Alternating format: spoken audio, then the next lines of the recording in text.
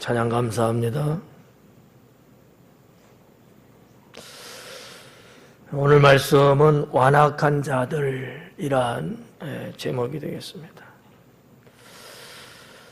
이스라엘의 완악함인데 이스라엘만 완악하면 그나마 다행인데 모두가 총체적으로 완악해져서 그게 걱정이죠. 오늘 성경에 이제 완악함이라는 단어가 표현됐는데 원어에 보면 이 뜻이 오만함이라고 되어 있습니다. 그러니까 인생이 오만해지면 완악해진다는 거죠. 스스로 자기를 높이고 하나님을 업신여기는 그런 사람이 되면 결국 어떻게 된다? 완악해진다.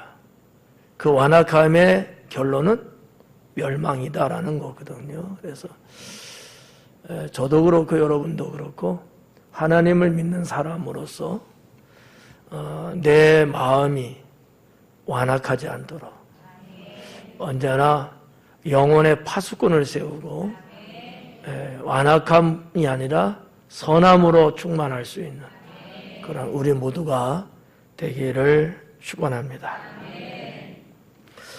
오늘 말씀은 북이스라엘을 향한 심판을 예고하고 있는 말씀으로 되어 있어요. 본문으로 읽은 9장 8절서부터 10장 4절까지 약 4개의 아주 짧은 소문단으로 구성이 되어 있습니다. 그래서 하나, 둘, 셋, 넷. 요 4가지가 하나의 주제를 갖고 구성이 되어 있거든요. 그 중에 하나가 오늘 읽은 12절까지의 말씀이 되겠습니다. 4개의 그 소단락으로 구분되어 있는 내용을 좀 말씀드리면 첫 번째 단락은 8절서부터 12절 오늘 본문이죠. 국가적인 재앙을 하나님은 말씀하고 있다. 두 번째는 13절부터 17절까지인데 정치적으로 타락한 것을 주님은 말씀하고 계시고요. 세 번째 단락은 18절서부터 21절까지 정권의 부재에 따른 사회적 혼란. 올바른 정권이 없어요. 제대로 이끌어갈 만한 지도력이 없어요. 그러다 보니까 이스라엘 사회가 혼란에 빠지게 되는 그런 내용들. 마지막 네 번째 단락은 10장 1절부터 4절까지 공동체의 도덕적인 타락, 이 부분에 대해서 하나님은 말씀하고 계십니다. 1단락에 해당되는 이 8절서부터 보면 이스라엘 백성들이 하나님 말씀을 따라 과연 살고 있느냐, 이 질문을 던지고 있어요. 이스라엘 백성들, 여기서 말하는 이스라엘 백성은 북이스라엘을 이야기하고 있습니다. 북이스라엘도 하나님의 백성은 분명하잖아요. 과연 너희들은 여호와 하나님 말씀을 따라 살고 있느냐? 이 질문을 아주 묵직하게 주고 있습니다. 우리는 어떻습니까? 하나님 말씀을 따라 살고 있죠? 있나요? 있을까? 하나님 말씀을 따라 살아야 될 줄로 믿습니다. 이 오늘 본문에서 던지는 질문이에요. 너는 여호와 하나님 말씀을 따라 살고 있느냐?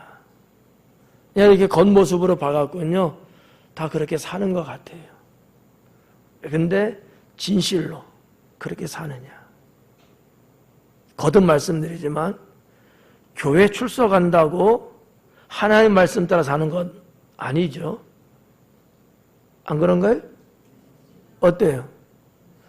교회 출석하고 왔다 갔다 지금 이 저녁에도 이 자리에 앉아서 예배 드린다고 해서 하나님 말씀을 따라 산다고 라고 보기는 부적절하죠. 그 많은 것 중에 일부분일 거예요.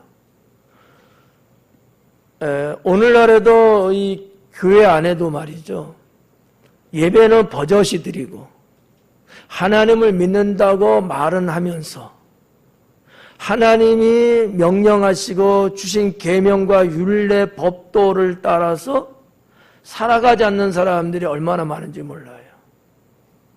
참 부끄러운 얘기지만 범죄자들의 데이터를 분석해 보면 대한민국 형법, 민법에 의해서 경찰서를 출입하고 교도소로 들어갔다 나왔다 하는 사람들 중에 상당히 많은 사람들이 종교를 분석해 보니까 기독교였더라라는 거죠. 이게 말이 돼요? 종교가 뭐야 하면 기독교고, 교회 다녀 하면 교회 다닌다 알고, 나 집사야 라고까지 말하고, 하나님을 믿느냐고 묻는다면 당연하지 라고 대답하는 사람들 중에 하나님 말씀대로 살지 않고 자기의 욕심과 죄악을 따라 살고 있었기 때문에 한 국가의 법에 의해서 살아갈 수밖에 없는 사람들이 적지 않다는 사실이에요. 자, 우리가 솔직하게 한번 생각해 보자고요. 정말 하나님 말씀대로 살면 국가와 사회에서 말하는 범죄 있을 수 있나요? 없는 게 분명한가요? 근데 왜 그들은 거기를 자기 집 드나들듯이 다닐 수밖에 없을까요? 하나님 말씀 따라 살지 않았기 때문에. 하나님 믿는 것은 어떻게 보면 형식이고 종교일 뿐이고 내 생활과 신앙이 일치하지 않는 이러한 삶을 살고 있기 때문은 아닐까 생각할 수밖에 없지 않습니까? 누가 그러는 거예요? 우리도 깨어있지 못하고 정신 못 차리면 그런 사람들 부류의 한 사람이 될 수도 있습니다. 오늘 이사야 선지자를 통하여 하나님은 그걸 말씀하고 있지요. 이 질문을 통해서 공동체를, 이스라엘 공동체, 하나님 백성 공동체, 이 공동체를 평가하시고 그 평가된 그 공동체를 하나님은 심판하고 계신다는 사실이죠.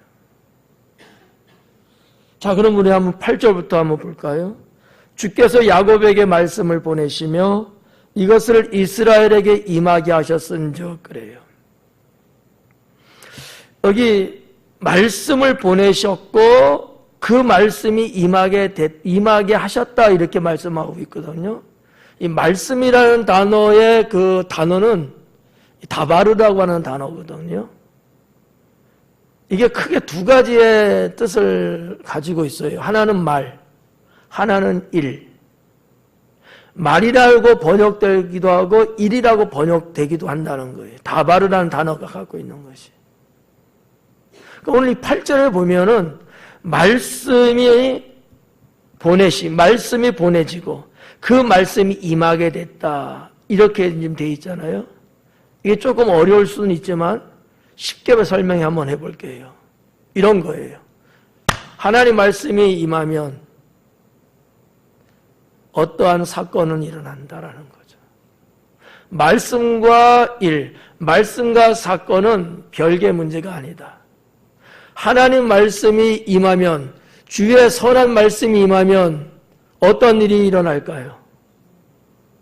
축복의 일이 일어나겠죠.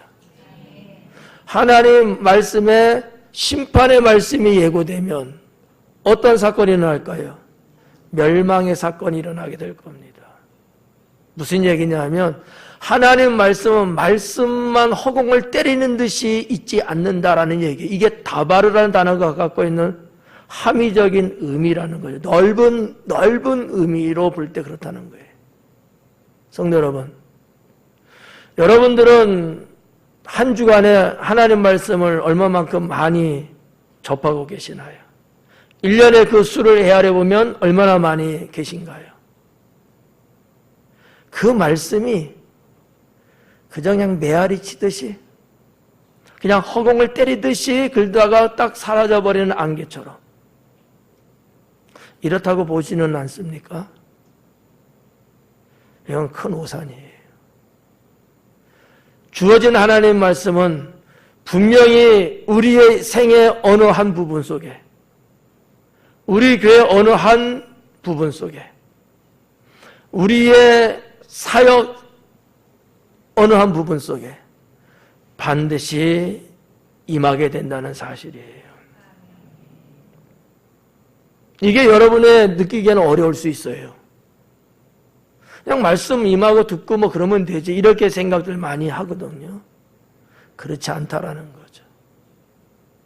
선포된 하나님 말씀이 임하게 되면 그 말씀은 살아 운동력 있는 말씀이기 때문에 예, 어떠한 일, 어떠한 사건을 만들어냅니다. 그 말씀이 부정적인 쪽의 내용이라면 심판이 임하게 될 거고요. 그 말씀이 긍정적인 쪽으로 가면 은혜와 축복이 될 거죠. 네. 비근한 예 하나만 들어볼까요? 자, 신방 때 여러분 하나님 말씀 받았나요? 안 받았나요? 어떻게 생각하십니까? 그냥 뭐 매년 주시는 말씀이지. 혹시 이렇게 생각하고 있지는 않습니까? 신방 때 우리 가정에게 나에게 주신 말씀이라고 여러분들은 믿기는 할 거예요. 근데 그 말씀이 내 가정의 어느 부분을, 내 인생의 어느 부분을 세우든지 허물든지 할 수 있습니다. 별개의 말씀이 아니라는 거예요. 우리의 신앙에 이와 같은 것들을 깨닫지 못하면 우리는 하나님 말씀이지만 그 말씀은 내게 있어서 쓰레기 같은 존재일 뿐입니다. 그냥 쓰레기로 취급돼 버려요. 하나님 말씀은 그런 게 아니거든요. 하나님 말씀은 영생케 하는 말씀이고요. 이거는 사라지지 않는 거예요. 저는 오늘 이 이사야 말씀을 통해서 우리 성도들이 이 8절에서 암시하고 있는 이 의미를 깨닫기 원합니다. 네. 정말 그런 신앙이 된다면 아마도 여러분의 삶은 엄청난 변화를 가져올 겁니다. 어떻게 반년을 살아가고 있는데 어떻게 삶에 어떤 변화가 있습니까? 잔잔한 호숫가인가요? 하나님 말씀은 여러분에게 임한 게 맞죠? 그 말씀이 지금 뭐하고 계신데요? 주무시고 계시나요? 아니면 쓰레기통 옆에 놔두고 계시나요? 그 말씀이 우리의 가정을, 우리의 인생을, 우리의 모든 삶의 환경 속에 엄청난 능력으로 움직여야 되는 거예요. 그래야 그 말씀이 이렇던 저렇던 우리를 살려내는 거거든요. 이런 영적 관계를 느끼지 못하면, 깨닫지 못하면 100년을 말씀을 보고 말씀을 받은들 무슨 의미가 있겠습니까? 하나님 말씀은 또 다른 하나의 사건, 어떤 일로 나타난다는 것을 꼭 명심하면 좋겠어요. 이 개념을 사람들이 잘 몰라서, 이거를 느끼지 못해서, 이거를 깨닫지 못해서 생활과 말씀은 서로 떨어져 있는 거예요. 그러니까 내가 어떠한 일을 하고 잘못된 일을 하고 범죄를 할 때도 이 말씀이 아무 힘이 없어요. 내가 그러려고 할 때는 그 말씀이 나의 목을 잡고 나의 다리를 붙잡고 내가 그러지 않도록 하는 능력으로 나타나야 되는데 그게 아닌 거예요. 그러니까 나는 그냥 죄도 마음껏 짓는 거죠. 그게 이사야 그 시대의 백성들의 모습이었습니다. 하나님이 이 말씀을 주시는 거예요. 이 말씀을. 하나님의 말씀을 분명히 그들에게 전했어요. 주의 종을 통해서 선포했습니다.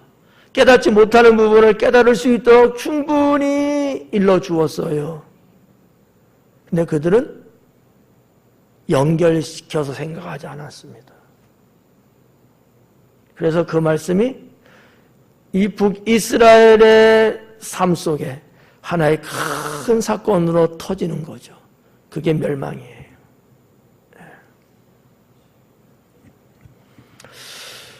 주께서 야곱에게 말씀을 보내시며 그것을 이스라엘에게 임하게 하셨은즉 9절 모든 백성 곧 에브라임과 사마리아 주민이 알 것이오늘 그들이 교만하고 완악한 마음으로 말했다. 봐봐요. 여호와 하나님께서 에브라임과 사마리아 주민에게 말씀을 주었어요. 그래서 그들은 알고 그들은 알 것이오늘 이 알 것이오늘이라는 것도 사실은 완료형인데 지난번에 말씀드렸죠. 미래에 되어질 것인데도 불구하고 완료형으로 썼어요. 이유가 뭘까요? 뭐라고 그랬을까요? 그건 확실히 이루어지는 거기 때문에 확실히 그거는 되는 거기 때문에 마치 과거로 이렇게 기록을 하고 있다는 거죠. 물론 우리 사회에서는 이렇게 쓰는 경우는 거의 없는 것 같아요. 한국은요. 동양은요. 아니 서양도 그럴런지도 몰라요. 히브리인들의 이 사고의식 속에는 그런 것들이 있더라는 얘기죠. 여호와 하나님 말씀이에요. 에브라임과 사마리아 주민들, 사마리아 사람들은 하나님 말씀이 임해서 알고 있어요. 근데 어떻게 했어요? 그들은 무시했어요.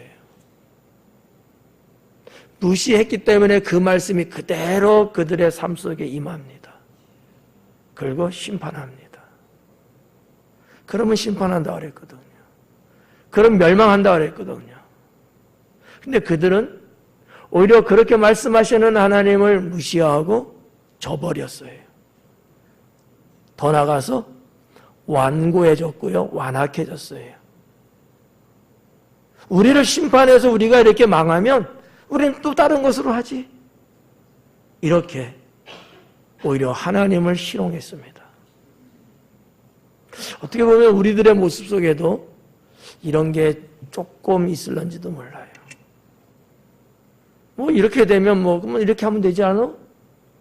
하나님 말씀을 어떤 의미에서는 곧이곧대로 있는 그대로 받아들이고 내가 깨어지고 주님 안에서 다시 살아나야 되는데 아닌 거예요.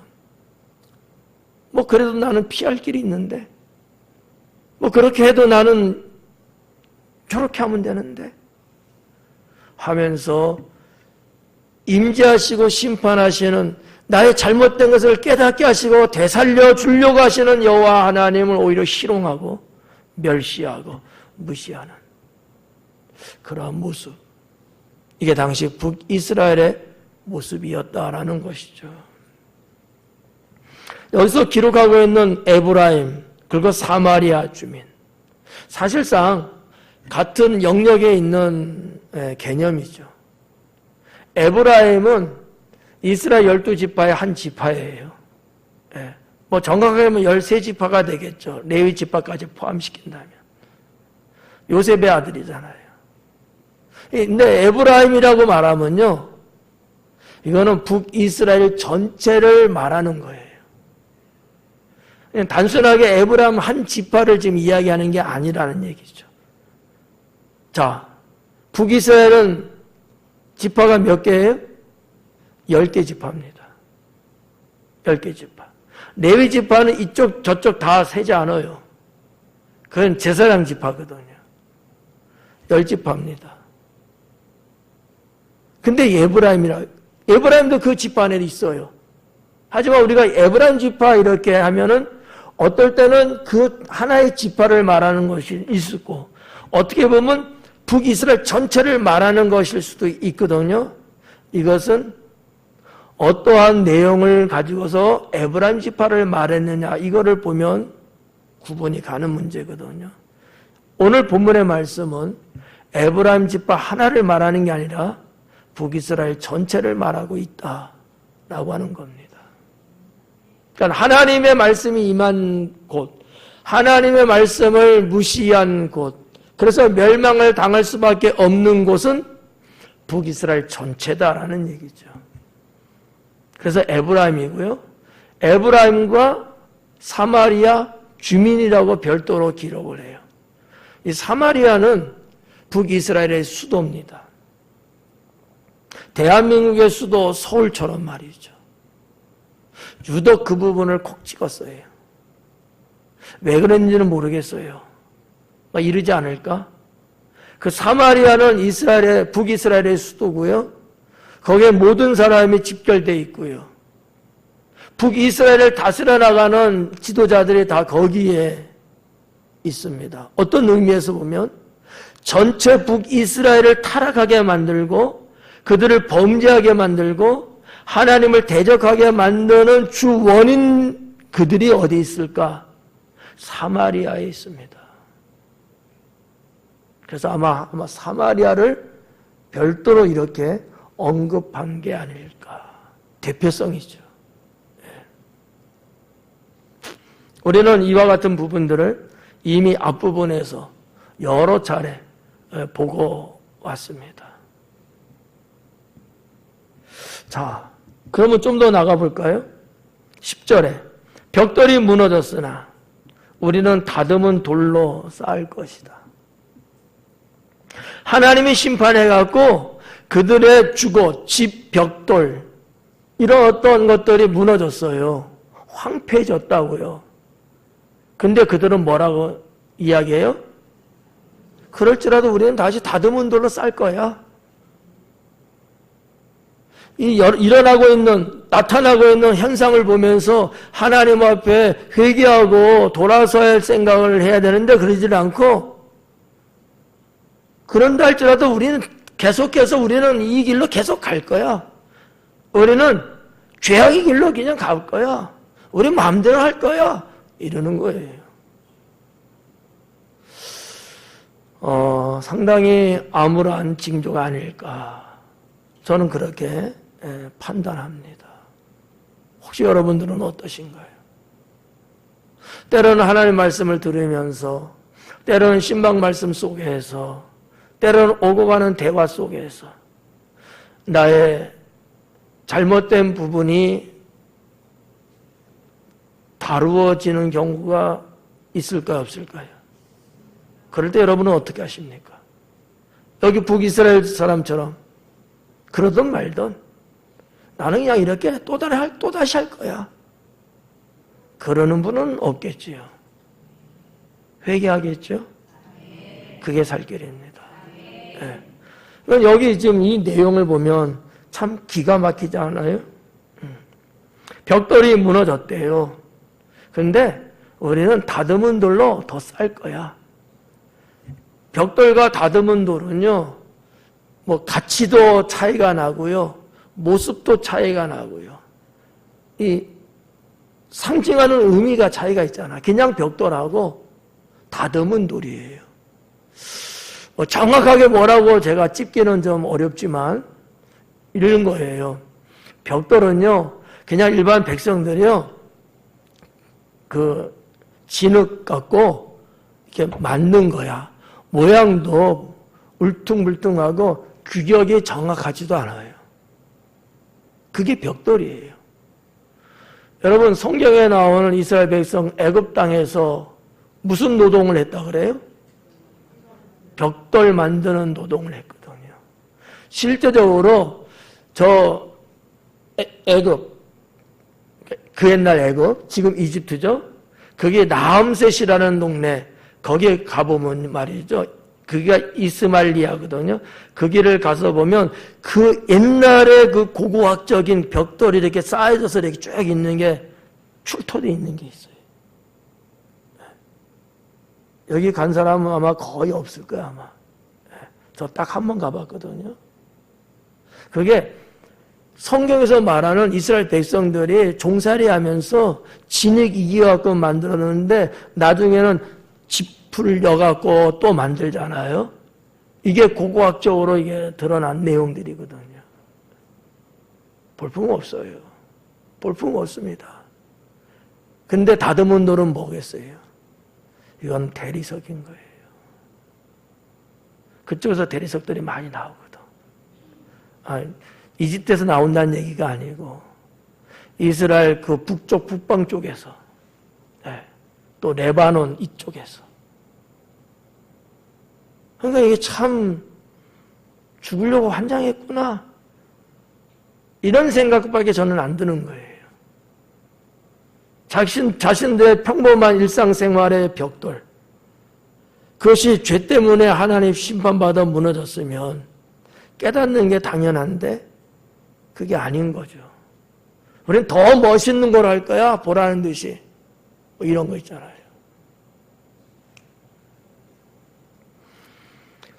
그 다음에 그 뒤에 보니까 뽕나무를 찍혔으나 그래요. 뽕나무들이 찍혔대요. 얼마나 여러분 나무들이 다 제거됐겠어요. 전쟁통에서. 불타기도 하고.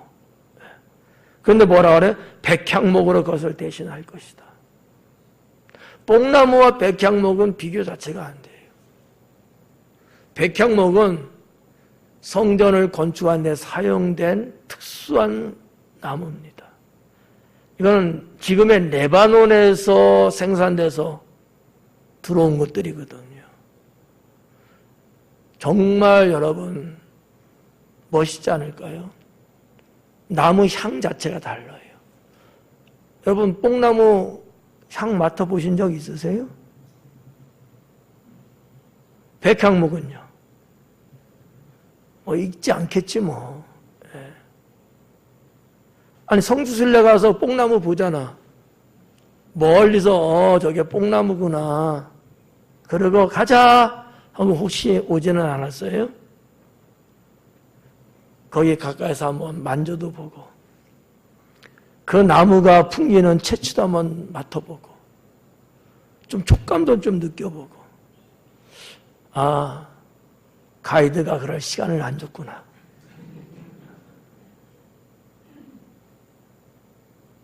제 경험상 비교가 안 돼요. 멋들어지는 것도 그렇고 다듬어서 그것을 기술적으로 상당히 유용하게 쓰는 제목으로도 그렇고 말이죠.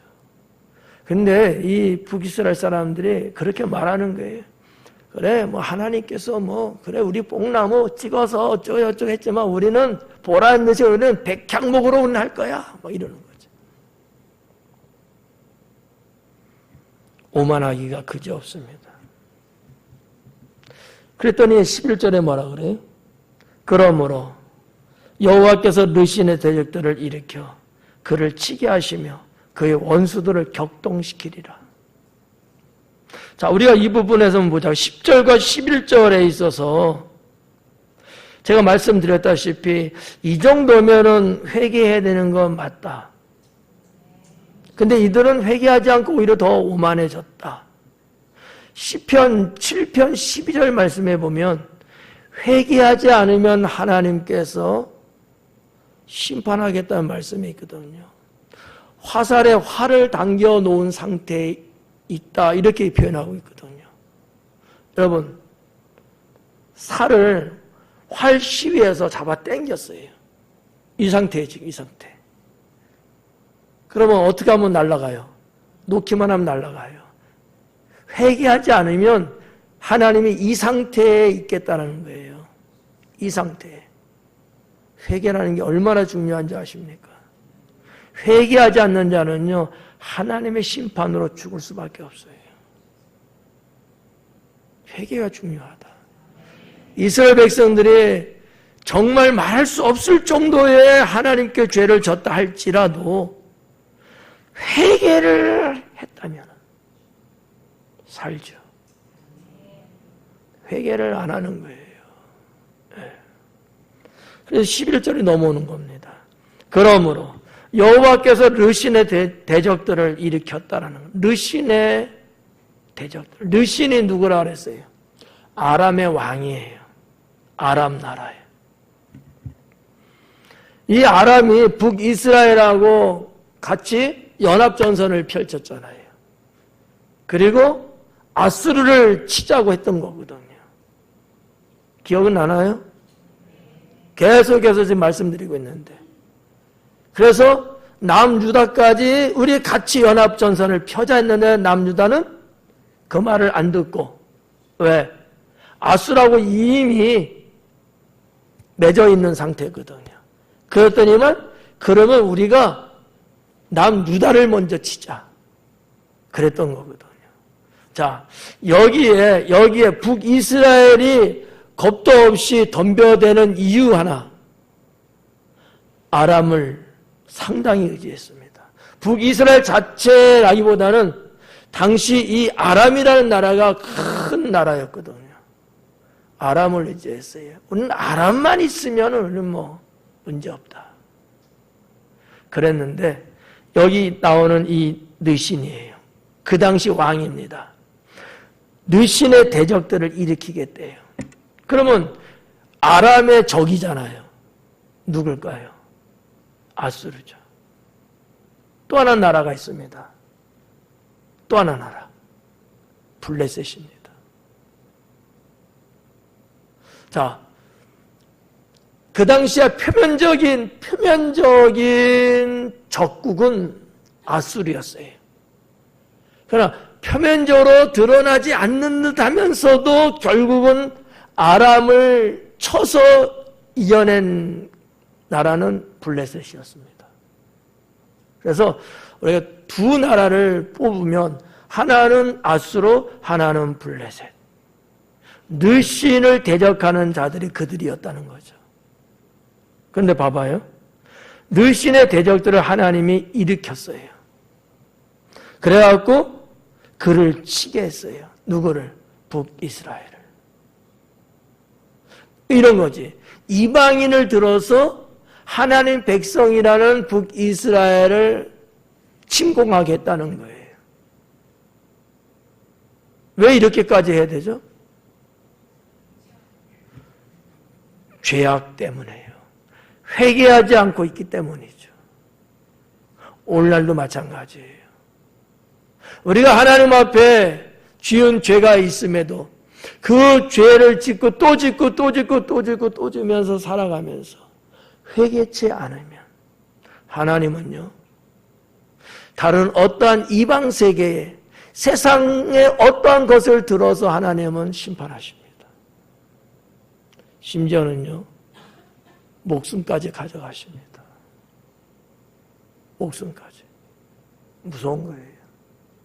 물론 뭐 죽으면 그만이라고 생각하잖아요. 근데 한번 보세요.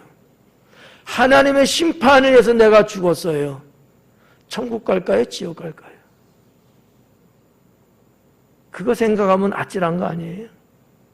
네.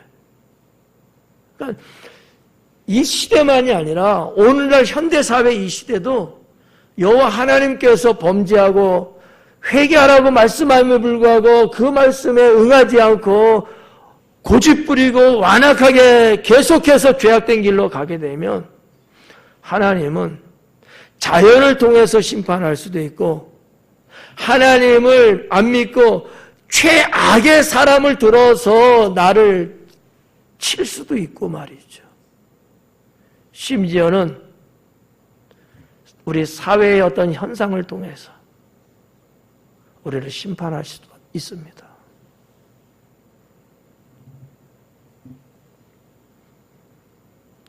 이사야 선지자를 통해서 하나님은 그걸 말하는 거죠. 그를 치게 하시며 그의 원수들을 격동시키리라. 예? 뭐 우리가 평소에 좀 알고 있는 거잖아요. 하나님은 모든 것을 다스리는 분이어서 때로는 이렇게 이방인을 들어서 하나님의 도구로 쓰신다. 나중에 훗날 이사야서를 보게 되면 고레스 왕도 나와요. 아하수에로 왕도 있지요. 그들은 다 이방인이에요. 하지만 하나님이 하나님 백성을 본국으로 보내실 때에 고레스 왕에게 감동을 주셔갖고 포로된 자들을 다 본국으로 보내는 일을 고레스 왕이 하게끔 하시거든요. 이게 하나님의 권세예요. 살리기도 하고 죽이기도 하고. 네. 그런 하나님을 우리가 믿는데 우리는 어떻게 살아야 될까? 당연히 잘 살아야죠. 하나님 말씀대로 살아야죠. 근데 때로는 그러지 못할 때가 있어요. 그러나 그것을 깨달았을 때는 주님 앞에 돌아서서 회개해야죠. 그래야 사는 거예요. 네. 자, 다시 한번 볼게요. 12절에 앞에는 아람 사람이요 뒤에는 블레셋 사람이라. 11절에는 제가 르신의 대적이 누구라 그랬어요? 아수르와 블레셋이라 그랬어요. 근데 12절에 보니까 아람과 블레셋이 나와요. 네. 맞나요? 뭔가 좀 이상하다고 느껴본 사람은 한 사람도 없죠. 당연히 없을 거예요. 11절과 12절은 절수로 보면 바로 이어지는 절이지만 시간상에는 상당히 많은 격리되어 있는 시간이에요. 사건이에요. 그러니까 11절에 아수르와 블레셋이라는 개념, 표면적으로 나타난 대적은 누구냐? 아수르예요. 아시리아죠. 예. 근데 12절에서는 아람과 블레셋이 친다는 얘기예요. 이 얘기는 더 훗날의 얘기입니다. 자, 그러면 아람이 북이스라엘하고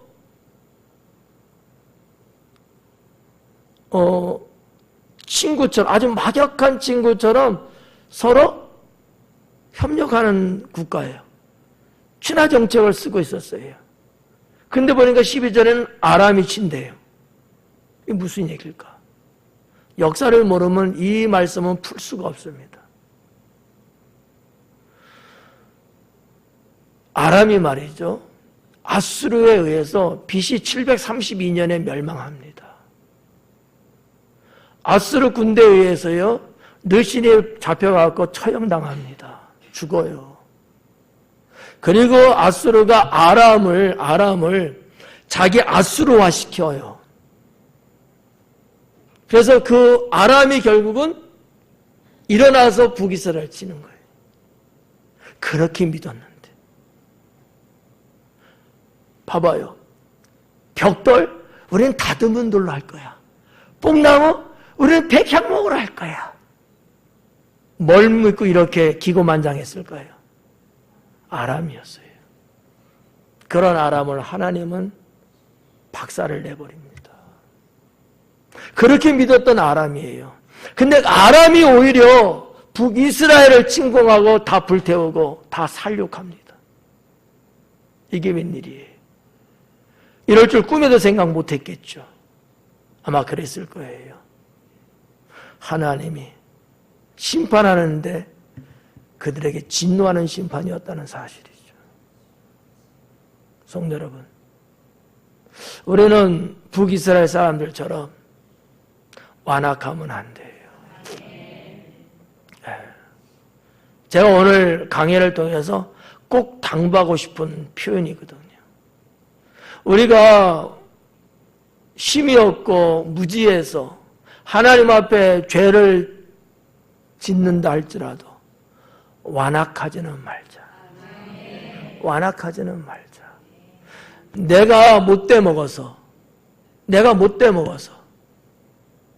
때로는 악한 일을 했다 할지라도 완악한 데까지는 가지 말자.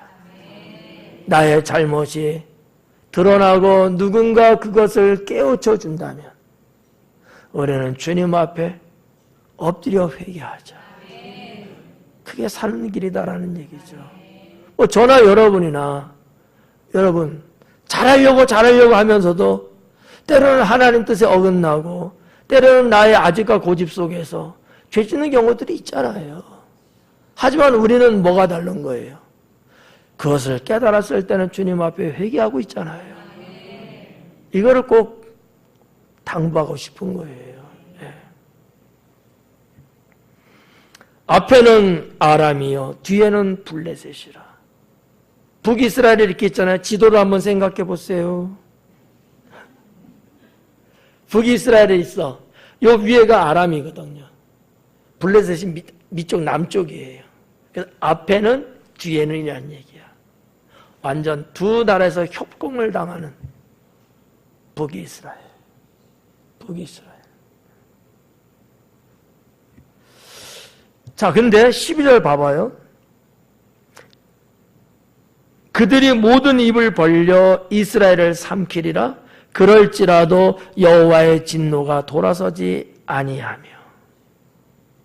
그렇게까지 다 진멸했는데도 여호와의 진노는 끝나지 않았다는 거지. 이게 도대체 무슨 말이냐 이거지.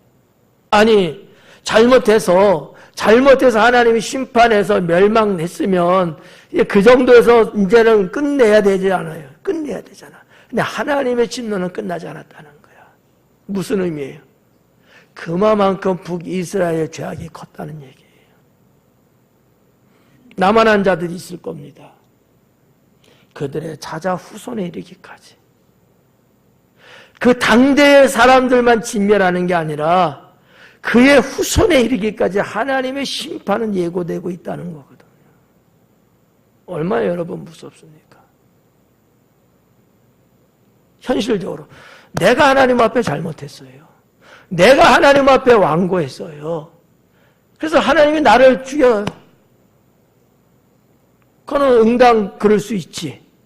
근데 내 자손에 이르기까지 하나님이 심판하신다면 여러분 스라의 자녀들은 어떻게 될까요? 그 생각은 안 해보시나요? 나 하나의 죄 때문에 하나님 앞에 내가 대들고 하나님 앞에 완악해서 내 자식들이 안 되는 거예요. 내 자식들이 망하는 거야. 내 자식들이 죽는 거예요. 내 손자, 손녀들이 그 해를 당하고 있는 거예요. 이 부분은 어떻게 생각하시렵니까? 그래도 여전히 완악하시렵니까? 그래도 여전히 하나님 말씀에 순응하지 않고 죄악 속에 내 고집 부리면서 살아가야 되겠습니까?